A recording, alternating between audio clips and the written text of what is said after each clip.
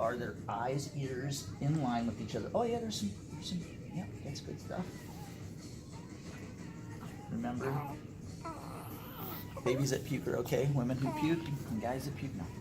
Not good days.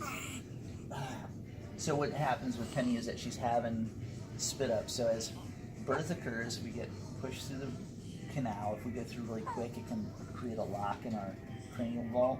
Then that puts pressure on a set of nerves, and we'll show you a picture of that. What we're going to do to adjust Penny is basically go through, and we're going to use skin to pull those bones. I'm going to have you holding her, and then we're going to move her skull so we can take pressure off the vagus nerve and the hypoglossal nerve, decrease her gag reflex, and get it working well. And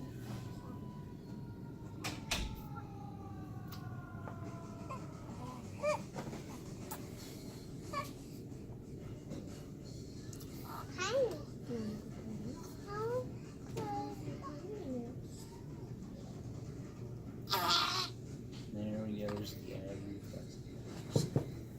So the way that we tested for this was really simply, we checked her gag reflex. One side it gagged, and one side didn't. That means that nerve compression was occurring. Now here we go, hold her in a position, and when things feel good, this is what kids do. They get quiet and just basically relax because it feels good. Imagine if somebody rubs where you're sore and it feels good. And you had said, can you just come home and do this for her, or else she can sleep? It's a little better. And it doesn't take long to work on babies. And it doesn't take a lot of pressure. Most people think, oh my God, why would I get my baby adjusted? You're going to crank on their neck. There's that. Now we check the occiput.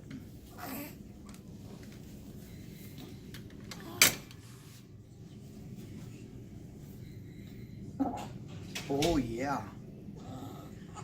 Good, occiput is good.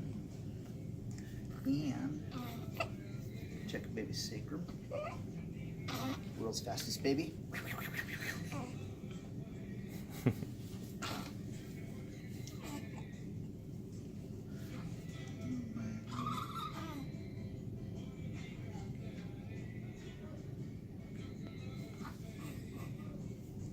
That's baby adjustment, that's it. About, I'd say 3 or 4 more times max. Should be doing good. Sleep a little better.